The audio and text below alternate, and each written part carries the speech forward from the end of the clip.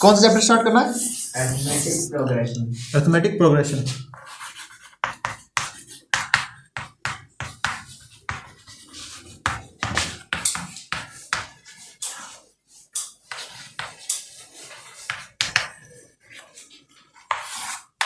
ठीक है ना। सबसे पहले एक वर्ड को जानने की कोशिश करते हैं कि प्रोग्रेशन एक्चुअली में होता क्या है। ठीक है, प्रोग्रेशन को देखो कैसे समझ सकते हैं। Progression is a set of numbers. Progression is a set of numbers. Progression क्या होता है? Set of number. Set of number होता है। क्या होता है? सेट ऑफ नंबर जो कि एक पर्टिकुलर डेफिनेट ऑर्डर में हमने लिखा हुआ होता है। ठीक है, प्रोग्रेशन की डेफिनेशन लिखूं तो क्या आएगी? Progression it is a set of number in a definite order। in a definite order। आगे बात सुनो, क्या होता है progression? It is set of number in a definite order. ठीक है, कोई दिक्कत नहीं इस बात से, पक्की बात है। ठीक है, अब अच्छा इसको शॉर्ट में क्या बोलते हैं? AP, arithmetic progression. Arithmetic progression कौन सा वो होता है? ये कौन सी आपको जनरली देखो, आप 11th क्लास में जब आओगे तो दो तरह की पढ़ोगे। आईसीएससी में 3 तरह की होती है, अर्थमेटिक प्रोग्रेशन, जियोमेट्रिक प्रोग्रेशन और हार्मोनिक प्रोग्रेशन। ठीक है, सीबीएसई में 2 ही तरह की है, लेकिन क्लास 11th में है अर्थमेटिक प्रोग्रेशन और जियोमेट्रिक प्रोग्रेशन। कोई दिक्कत इस बात से, पक्की बात है, खाली 2 ही है। अर्थमेटिक प्रोग्रेशन क्या होती है? ये वो तरह की प्रोग्रेशन होती है जिसमें जो ये सेट ऑफ नंबर जिसे हमने डेफिनेट ऑर्डर में रख रखा है वो किसी एक पर्टिकुलर वैल्यू से या तो बढ़ते चले जाते हैं या फिर घटते चले जाते हैं। कोई दिक्कत? ठीक है, it is a type of progression. It is a type of progression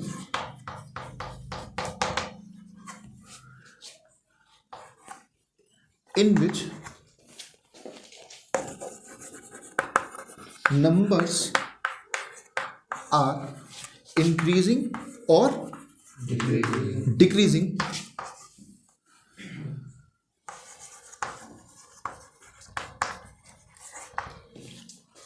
by same number, by same number। ठीक है जी, एपी क्या होती है? ये एक ऐसी तरह की अर्थमेटिक प्रोग्रेशन, ये एक ऐसी तरह की प्रोग्रेशन होती है जिसमें कि जो ऑर्डर है, डेफिनेट ऑर्डर है नंबर्स का, ये क्या होता है? सेम नंबर से या तो घटता चला जाता है या फिर बढ़ता चला जाता है। आ रही बात समझ में? और ये जो सेम नंबर है जिससे या तो ये बढ़ रहा है या फिर ये घट रहा है, इस सेम नंबर को बोला जाता है कॉमन डिफरेंस। क्या बोला जाता है? Common difference.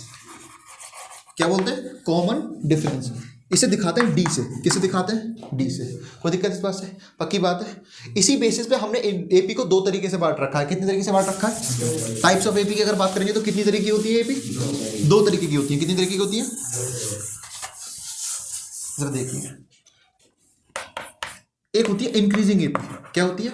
Increasing AP. Types of AP देख रहे हैं, कितनी तरीके की होती है? 2 तरीके की होती है। एक होती है इंक्रीजिंग एपी और दूसरी होती है डिक्रीजिंग एपी। क्या होती है? Decreasing AP. इंक्रीजिंग एपी कौन सी एपी होती है? जिसमें जो नंबर होते हैं, डेफिनेट ऑर्डर में जो नंबर होते हैं वो कंटिन्यूअसली बढ़ते चले जाते हैं। कैसे होते चले जाते हैं? बढ़ते चले जाते हैं। डिक्रीजिंग एपी कौन सी होती है? जिसमें वो नंबर जो होते हैं वो घटते चले जाते हैं। उसे क्या बोलते हैं? डिक्रीजिंग एपी बोलते हैं। एग्जाम्पल के तौर पर जैसे मान लो ये 1 2 3 4 5 एंड सो ऑन। आ रही बात समझ में? ये कैसे होगी? जैसे मान लो कोई भी वो ले लो 9 8 7 6 5 एंड सो ऑन। ठीक है जी, ये क्या है? डिक्रीजिंग एपी एग्जांपल है। अच्छा, और 2 तरह की एपी भी होती है। वो कितने, उसमें कितने एलिमेंट हैं उसके बेसिस पे हमने डिवाइड किया। अच्छा, एलिमेंट क्या होते हैं ये पता है आपको? एलिमेंट्स क्या होते हैं? ये जो नंबर जिनसे मिलकर ये एपी बनी हुई है इन्हें क्या बोलते हैं? एलिमेंट्स बोलते हैं। क्या बोलते हैं? एलिमेंट्स बोलते हैं। आ रही बात समझ में? नंबर ऑफ एलिमेंट्स कितने होंगे उसके बेसिस पे हमने 2 तरह की एपी बना रखी है। एक होती है फाइनाइट एपी। क्या होती है? Finite AP. और दूसरी होती है इनफाइनाइट एपी। कैसी होती है? Infinite AP. फाइनाइट एपी कौन सी एपी होती है? जिसमें नंबर ऑफ एलिमेंट फाइनाइट हो, मतलब हमें पता हो कि कितने नंबर ऑफ एलिमेंट उसमें है। ठीक है, तो वो एपी कैसी होती है? फाइनाइट एपी होती है। जैसे एग्जांपल के तौर पर 2 4 6 8 और 10, ये क्या है? फाइनाइट एपी है। और इनफाइनाइट एपी कैसी रहेगी?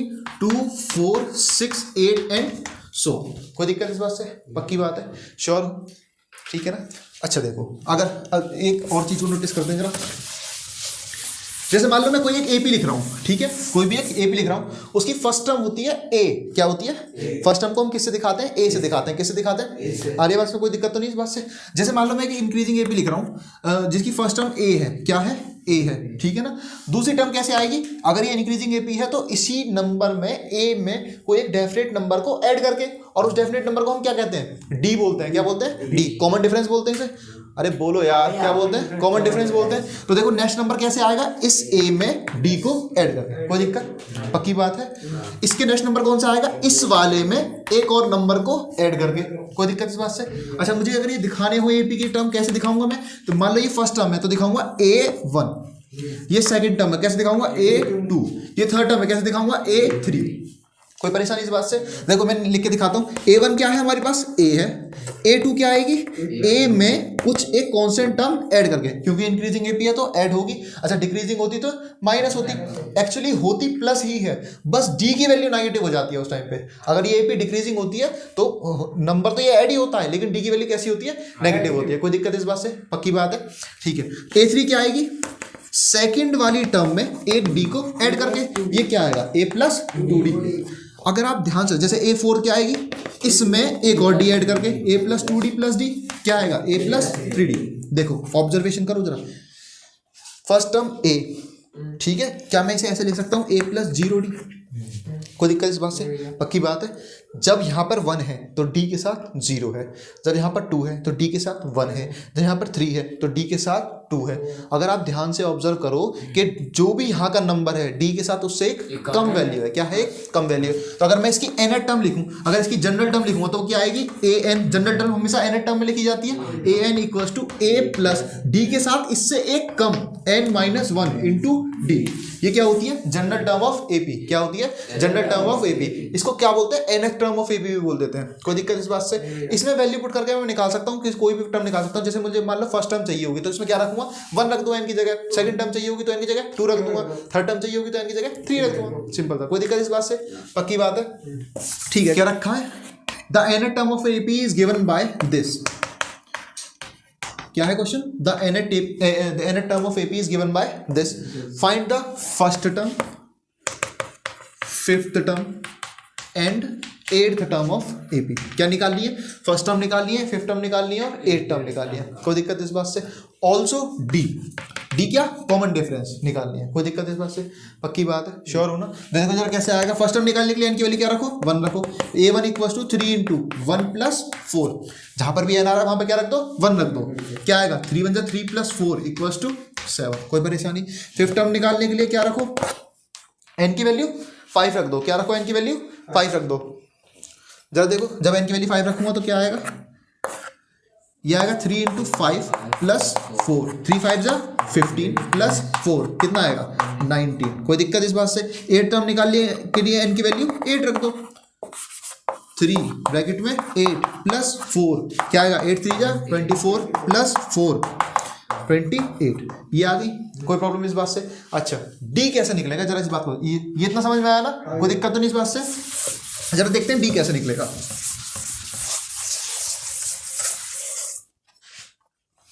डी देखो एग्जैक्टली होता क्या, सेकेंड टर्म फर्स्ट टर्म में एक कांस्टेंट नंबर जोड़कर डी आ रहा है। कोई दिक्कत इस बात से, पक्की बात है। तो डी होगा क्या एक्चुअली में, second term minus first term. कोई दिक्कत इस बात से, पक्की बात है, श्योर हो ना। डी क्या होगा, second term minus first term.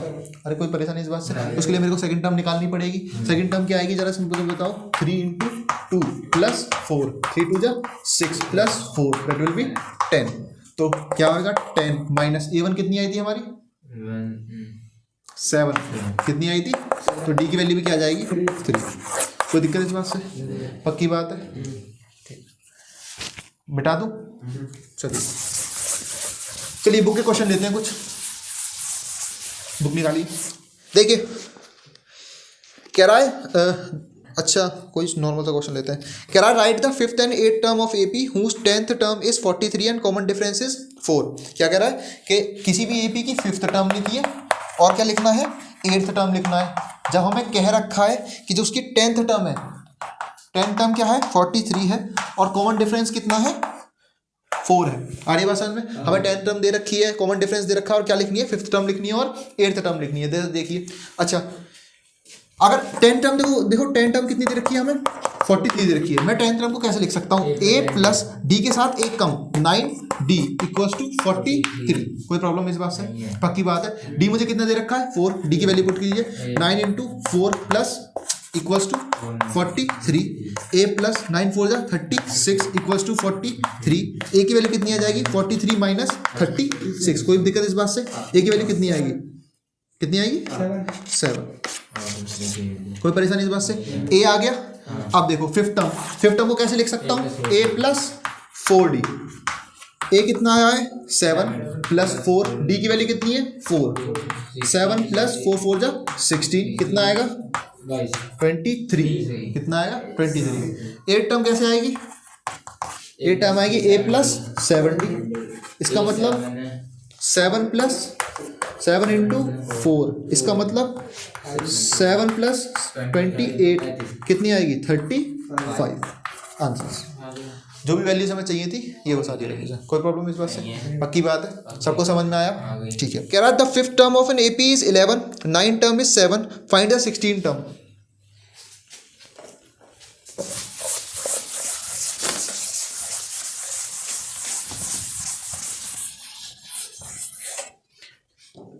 क्या कह रहा है जो हमारे पास फिफ्थ टर्म है वो कितनी है 11 है। a5 कितनी है 11 है।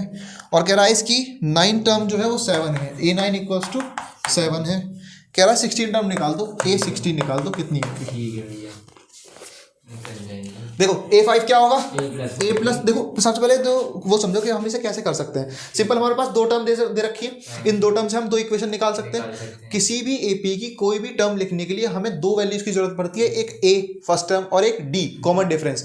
इसके लिए हमें दो टर्म दे रखी है, दो टर्म से हम दो इक्वेशन बना सकते हैं। दो इक्वेशन को सिंपल एलिमिनेशन मेथड से सॉल्व करके a और d की वैल्यू निकाल सकते हैं। फिर a और d की वैल्यू इसमें पुट करेंगे और हमारा आंसर आ जाएगा। देखिए जरा a5 को हम क्या ले सकते हैं a plus 4d equals to 11। a9 को क्या ले सकते हैं a plus 8d equals to 7। Minus minus ठीक है जी, कोई दिक्कत इस बात से? a से a गया, 4d माइनस 8d कितना आएगा माइनस का 4d, और ये कितना आएगा प्लस का 4। तो d की वैल्यू क्या आ जाएगी 4 माइनस 4, d की वैल्यू क्या आई माइनस का 1। कोई दिक्कत इस बात से? पक्की बात है। d की वैल्यू यहाँ पुट कीजिए, a की वैल्यू निकालिए a plus 4 minus 1 equals to 11। a minus 4 equals to 11 और a इक्वल्स टू 11 प्लस 4। कोई दिक्कत इस बात से? a equals to 15। और जरा देखिए ये डिक्रीजिंग एपी है। जैसे जैसे हम आगे निकलते चले जाते हैं ऐसे ऐसे वैल्यू जो है वो घटती चली जा रही है। तो कैसी एपी होगी डिक्रीजिंग एपी होगी। कोई दिक्कत इस बात से? पक्की बात है। 16 टर्म निकालनी है a16 क्या आएगा a प्लस 15d। a की वैल्यू 15 प्लस d की वैल्यू माइनस का 1। 15 माइनस 15 कितनी निकलेगी 16 टर्म 0। कोई दिक्कत इस बात से? पक्की बात है, सबको समझ में आया? चलो जरा एक आधी क्वेश्चन तुम बोल दो, अपनी तरफ से बोल दो। 17 कौन सा बोल रहे हो? एनसीईआरटी एक्सरसाइज 5.2 क्वेश्चन नंबर 7 बोलो। भैया क्वेश्चन नंबर 10 है। क्वेश्चन नंबर 10 बोलिए। The 17th term of the AP exceeds its 10th term by 7. देखो क्या कह रहा है, जो 17 टर्म ऑफ एपी है वो उसकी 10th टर्म से 7 ज्यादा है। 7 बोल रहा है ना, तो उसकी जो 17 टर्म है वो 10 टर्म से 7 ज्यादा है। एक्सीड का मतलब होता है कि बेटा ये कितनी ज्यादा है। आ रही बात समझ में? कह रहा है जो इसकी 17 टर्म जो है वो 10 टर्म से 7 ज्यादा है। इसका मतलब क्या है? इसका मतलब ये है कि अगर मैं 10th टर्म में 7 ऐड कर दूं तो वो किसके बराबर आ जाएगी 17। कोई दिक्कत इस बात से? पक्की बात है। क्या कह रहा है 17 टर्म जो है वो 10 टर्म से 7 ज्यादा है। इसका मतलब क्या है कि अगर मैं 10th टर्म में 7 ऐड कर दूं तो वो किसके बराबर आ जाएगी 17 टर्म के बराबर आ जाएगी। किसकी आ जाएगी? अब सिंपल यहाँ से हमें सॉल्व करना है। क्या आगे बोलो जरा। Find the common difference. हमें क्या निकालना है? d निकालना है। बहुत सिंपल से सॉल्विंग है इसकी। इसको a17 को क्या ले सकते हैं a प्लस 16d। a10 को क्या ले सकते हैं a plus 9d plus 7। a से a कट जाएगा, इसको उधर लेके आइए। 16d minus 9d equals to 7, 7d equals to 7। d की वैल्यू कितनी आ गई 1। कोई प्रॉब्लम इस बात से? पक्की बात है। नेक्स्ट क्वेश्चन बोलिए, चलिए बोलिए। How many 3 digits number are divisible by 7? कह रहा है how many 3 digit number are divisible by 7। हमें ये निकालना है कि कितने नंबर 3 डिजिट नंबर जो होंगे वो 7 से डिविजिबल होंगे। जरा देखो जरा, सबसे पहली बात तो देख लेते हैं इसके कौन कौन से नंबर। एपी बनानी पड़ेगी इसकी, तो एपी बना लेते हैं। पहला जो 3 डिजिट नंबर होता है वो क्या होता है 100, क्या वो 7 से डिविजिबल है? नहीं है। 101 नहीं है भैया, एक सेकंड, नहीं भैया वो नहीं है। 102 नहीं है, 103 नहीं है, 104 नहीं है, 105 है। 105 इससे डिविजिबल होता है, कोई दिक्कत इस बात से। अब नेक्स्ट टर्म जो इससे आएगी वो कौन सी आएगी 112। नेक्स्ट टर्म जो आएगी वो कौन सी आएगी, कोई दिक्कत इस बात से। अच्छा लास्ट टर्म जो आएगी जो 7 से डिविजिबल है वो कौन सी आएगी बताइए। लास्ट 3 डिजिट नंबर जो कि 7 से डिविजिबल होगा, बताइए कौन सा होगा। 994। 3 डिजिट नंबर जो कि 7 से डिवाइड होगा वो क्या होगा 994 होगा। क्या होगा 994। हमें किसकी वैल्यू निकालनी है कि कितने नंबर डिवाइड होंगे। Simple general term of AP लिखेंगे सबसे पहले a प्लस एन माइनस 1 इंटू डी। मुझे क्या करना है n की वैल्यू निकालनी है। अब जरा ध्यान से सुनिएगा, जरा ध्यान से सुनिएगा। मुझे निकालना है कि इस एपी में टोटल कितनी टर्म है। क्या निकालना है, इस एपी में कितनी टोटल टर्म है। जरा ध्यान देना, अगर मैं इस टर्म की वैल्यू निकाल लूँ कि ये कौन से नंबर की टर्म है, तो क्या इसमें इतनी टोटल नंबर ऑफ टर्म भी होंगे। कोई दिक्कत इस बात से, पक्की बात है, श्योर हो। जैसे मैं एग्जांपल देने की कोशिश करता हूँ आपको। मैं कह रहा हूँ कि एक लाइन में, ठीक है, बहुत सारे लोग खड़े हुए हैं। एक लाइन में बहुत सारे लोग खड़े हुए हैं, ठीक है ना। अरे कोई दिक्कत है, एक लाइन में बहुत सारे लोग खड़े हुए हैं और उसमें मेरा नंबर 10th है। क्या है मेरा नंबर 10 है और मैं आखिरी नंबर पे खड़ा हूँ। क्या बोल रहा हूँ मैं, आखिरी नंबर पे खड़ा हूँ, तो कितने लोग होंगे 10 ही लोग होंगे। कोई दिक्कत इस बात से। जब मेरा नंबर 10th है और मैं आखिरी इंसान हूँ तो टोटल लोग कितने होंगे 10 होंगे। ऐसे ही अगर मैं इस नंबर इस वाली टर्म का मैं अगर नंबर निकालूं और ये लास्ट टर्म है तो क्या एपी में कितने टोटल नंबर है ये हमें पता चल जाएंगे। अरे कोई दिक्कत इस बात से, पक्की बात है। अगर मैं इस वाले नंबर इस वाली टर्म का नंबर निकाल लूँ तो क्या टोटल नंबर ऑफ टर्म मिल जाएंगे मुझे इस एपी में। जरा देखो टर्म का वो क्या है 994। अरे कोई दिक्कत इस बात से, टर्म कौन सी है 994। 994 इक्वल्स टू ए आएगा 105 plus n minus 1 into D की वैल्यू क्या है जरा देखिए 112 माइनस 105 7। कोई दिक्कत इस बात से। 994 माइनस 105 ये इधर आएगा माइनस हो जाएगा equals to n minus 1 into 7। कितना आएगा जरा माइनस करके बताओ। 105 8 9 8 और 8 88 9 upon 7 equals to n minus 1 into हाँ n माइनस 1 खाली काटो 7 एकम 7 कितना बचेगा 1 7 दूनी 14 4 7 7 49 n माइनस 1 इक्वल्स टू 127। कोई दिक्कत n की वैल्यू क्या आई 127 plus 1 that is n equals to 128। ये 128th टर्म है। अगर ये 128th टर्म है और ये लास्ट टर्म भी है तो टोटल नंबर ऑफ टर्म कितनी हो गई 128 हो गई। तो आप सिंपल लिखोगे तो total number of term in AP are 28। कोई दिक्कत इस बात से, पक्की बात है। ये आपका क्वेश्चन। हाँ जी चैप्टर कौन सा चल रहा था अरिथमेटिक प्रोग्रेशन।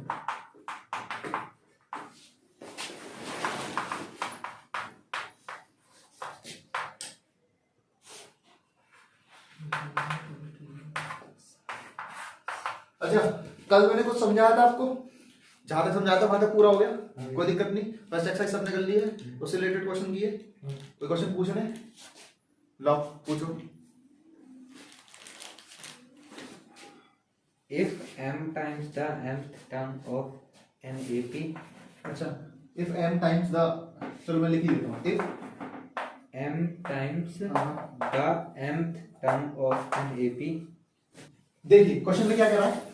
क्वेश्चन में कह रहा है कि अगर किसी भी एपी का m टाइम्स, ठीक है, m times of n mth term of AP, जैसे मान लो मैं एक एपी मान लेता हूँ, ठीक है, इसकी टर्म्स क्या है a1 a2 a3 and so on an, ऐसे करके है। कोई दिक्कत इस बात से। तो ये कह रहा है इसकी टर्म की जो इस एपी की जो भी mth टर्म होगी, mth टर्म क्या होगी am। कोई दिक्कत इस बात से। उसका m टाइम जो है वो इक्वल है nth टाइम ऑफ इसकी nth टर्म। कोई दिक्कत इस बात से। क्या कह रहा है क्वेश्चन में कि m times the mth term of ab is equal to n times the nth term. तो mth टर्म क्या होगी am, nth टर्म क्या होगी am। m time of mth term equal to n time of nth term. तो और to proof क्या है am plus n क्या है 0 है, मतलब m प्लस nth टर्म क्या है 0 है, ये प्रूव करना है। चलो सॉल्यूशन करते हैं। स्टार्टिंग में से वैसे ही सिंपल सॉल्व करके देखते हैं। जो हमें दे रखा है m, am को क्या लिख सकता हूँ a plus m minus 1 into d। अगर a इसकी फर्स्ट टर्म है और d इसका कॉमन डिफरेंस है इस ap का, तो m into a plus m minus 1 into d, और nth टर्म क्या हो जाएगी इसकी m a plus n minus 1 into d। कोई दिक्कत इस बात से नहीं इसके अंदर मल्टीप्लाई करो क्या आएगा m a plus m square d m d equals to, इसके अंदर मल्टीप्लाई करेंगे आएगा n a plus n square d minus n d। कोई दिक्कत इस बात से? a वाली टर्म्स को एक तरफ लेके आओ, d वाली टर्म्स को एक तरफ लेके आओ, क्या आएगा m a minus n a equals to क्या आएगा n square d minus n d, और ये आएगा माइनस का m square d plus n d। कोई दिक्कत इस बात से? बाकी बात है इसमें जो है d कॉमन लो, एक काम करो इसमें से इन दोनों में से d कॉमन लो, ठीक है जी। क्या है अच्छा इसमें से a कॉमन आ सकता है, आएगा m माइनस n d और एक प्लस का n d है, तो कर नहीं सकते। और ये m d है प्लस का m d है ये, ठीक है ना। अब आई बात समझ में, यहाँ से a आया, देखो इन दोनों में से d कॉमन लो, m square minus n square और m स्क्वायर में से क्या आएगा n square minus m square. कोई दिक्कत पक्की बात है। अब यहाँ से d कॉमन लो, क्या आएगा n minus n square plus n, अरे बोलो यार, n minus n square plus n। कोई दिक्कत इस बात से? पक्की बात है, श्योर हो? इतना समझ में आया? अरे आया नहीं आया? कोई दिक्कत है क्या? हाँ पूछो। किसमें से किसको कॉमन लिया है? इन दोनों में से मैंने d कॉमन लिया, तो यहाँ पे आया n square minus n square, इन दोनों में से d कॉमन लिया तो आया m माइनस d। कोई प्रॉब्लम इस बात से? पक्की बात है। ऊपर तरफ कर दूं? हाँ कर देंगे।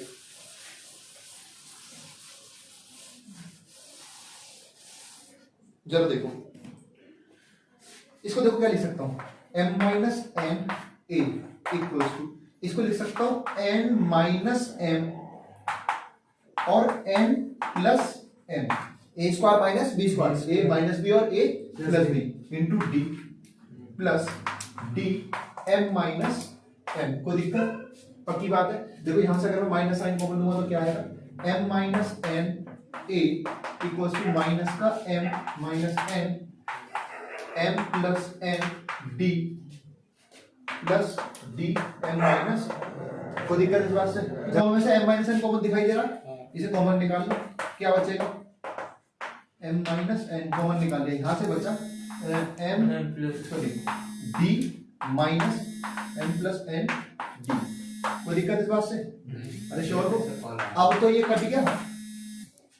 देखो जब आगे क्या है a इक्वल्स टू, यहां से d कॉमन लो, क्या बचेगा m plus n minus sorry हाँ 1 minus m plus n into d। कोई दिक्कत इस बात से? इस पूरी टर्म को इधर लेके आओ, उधर देखो क्या आएगा a माइनस d ब्रैकेट में 1 माइनस m प्लस n। कोई दिक्कत इस बात से? अरे कोई दिक्कत इस बात से? पक्की बात है। इसमें से माइनस साइन कॉमन लो, इसमें से माइनस साइन कॉमन लो, क्या आएगा माइनस साइन कॉमन लेते a माइनस माइनस प्लस। कोई दिक्कत? यहां से क्या बचेगा m प्लस n तो प्लस का हो जाएगा minus 1 into d equals to 0। तो वैसा इस बात से? अब जरा इस वाली टर्म को देखो a plus n minus 1 into d, ये क्या है a n plus n term equals to 0। Hence ये समझ में आया? a माइनस 1 और a माइनस साइन इसमें से कॉमन लिया है, तो माइनस साइन कॉमन लिया तो क्या हो जाएगा प्लस का हो जाएगा, है ना। जो प्लस का है वो माइनस का हो जाएगा, जो माइनस का है वो प्लस का हो जाएगा, ठीक है जी। इनटू मल्टीप्लाई कुछ नहीं है ना, है इक्वल्स में उसके इक्वल्स टू में क्या है, इसको इधर ले आया, जब इसको इधर लेके आया तो इक्वल्स टू में 0, अच्छा सॉरी ठीक है इक्वल्स टू में 0। इधर समझ में आया? पक्की बात है, श्योर हो ना? ठीक है। नेक्स्ट क्वेश्चन देखो, देखो नेक्स्ट क्वेश्चन क्या कह रहा है, कह रहा है कि अगर pth term of AP is Q and qth term of AP is P, then show that nth term is P plus Q minus n. क्या कह रहा है? pth टर्म क्या है? Q है और qth टर्म क्या है? P है. तो प्रूव करना है, टू प्रूव nth टर्म क्या है? P plus Q minus n. कोई दिक्कत इस बात से? पक्की बात है. देखो मुझे nth टर्म निकालना है, इसका मतलब क्या निकालना है? an निकालना है. p टर्म दे रखी है, इसका मतलब AP दे रखी है. q टर्म दे रखी है, इसका मतलब AQ दे रखी है. कोई दिक्कत इस बात से? अगर मुझे n टर्म निकालनी है, मुझे दो चीजों की जरूरत पड़ेगी, एक A की और एक D की. कोई दिक्कत इस बात से? किसी भी AP की किसी भी टर्म को लिखने के लिए दो चीजों की जरूरत पड़ती है, एक A की जरूरत पड़ती है और एक D की जरूरत पड़ती है. तो उसके लिए मेरे को दो इक्वेशन दे रखी है, सिंपल सॉल्व करूंगा. p टर्म का मतलब क्या है? AP दे रखा है. क्या दे रखा है? Q. इसका मतलब क्या है? A plus P minus 1 into D equals to Q दे रखा है. AQ का मतलब क्या है? A plus sorry A plus Q minus 1 into D equals to क्या दे रखा है? P दे रखा है. कोई दिक्कत इस बात से? जरा देखो इन इक्वेशन को सॉल्व करो. माइनस माइनस माइनस, ये क्या आएगा? A से कट जाएगा. देखो ये क्या आएगी? P plus minus 1 into D minus Q minus 1 into D equals to Q minus 1. कोई दिक्कत? अंदर मल्टीप्लाई करो. PD माइनस D और QD plus D equals to Q minus P. यहाँ P Q माइनस P. ये D से ये D cut गया, ये D से ये D कट गया. जरा देखो क्या बचा? ये बचा PD minus QD equals to Q minus P. कोई दिक्कत इस बात से? अरे कोई प्रॉब्लम है क्या? जरा देखो यहाँ से क्या बचेगा? D कॉमन लोगे तो बचेगा P minus Q equals to Q minus minus sign common लो, P minus Q. P minus Q तो P माइनस Q कट गया. D की वैल्यू क्या आई? माइनस का 1. क्या आई? माइनस का 1. नोट कर लो. इतना कर लिया. अब देखते हैं D की वैल्यू आ गई हमारे पास. अब D की वैल्यू किसी भी एक इक्वेशन में रखो और A की वैल्यू निकालो. जरा देखो A की वैल्यू क्या आएगी? A plus P minus 1 minus का 1 इक्वल्स टू Q. कोई दिक्कत इस बात से? पक्की बात है. A plus A minus P plus 1 equals to Q. तो A की वैल्यू क्या आएगी? P plus Q minus 1. कोई दिक्कत? अब जरा आपको कौन सी टर्म निकालनी है? n टर्म निकालनी है. क्या होगी? A plus n minus 1 into D. जरा सारी वैल्यूज पुट करो. A की वैल्यू क्या आएगी? P प्लस Q माइनस 1 और ये क्या दे रखी है? n minus 1. D की वैल्यू माइनस का 1. जरा देखो क्या आएगी? P plus Q minus 1. यदि अंदर मल्टीप्लाई करोगे तो माइनस का n प्लस का 1. 1 से 1 कट गया. क्या आएगी? देखो P plus Q minus n. Hence true. कोई दिक्कत इस बात से? समझ में आया? इतना ही ना? चलिए नेक्स्ट क्लास में जो है हम सम ऑफ द एपी देखेंगे. जरा इससे पहले एक चीज बता देता हूँ. ये जितने भी हमने एपी पढ़ी है, जैसे एपी को हम कैसे दिखाते हैं? मान लो कोई भी एपी लिखो 2 3 4 एंड सो ऑन. इसे जनरल लैंग्वेज में सीक्वेंस बोला जाता है. क्या बोला जाता है? सीक्वेंस. क्या बोला जाता है? सीक्वेंस. इसी सीक्वेंस को अगर मैं कॉमा के साइन के साथ, तो कॉमा के साइन की जगह प्लस का साइन लगा दूं. क्या लगा दूं? तो ये एक सीरीज बन जाती है. क्या हो जाती है? सीरीज. और इसी को हम बोलते हैं, जैसे मान लो अगर ये सीरीज में एपी की टर्म्स है. क्या है? एपी की टर्म्स है. तो इसे बोलते हैं हम सम ऑफ एपी. क्या बोलते हैं? सम ऑफ एपी. कोई दिक्कत इस बात से? किसी भी एपी का सम. कोई दिक्कत? इससे आगे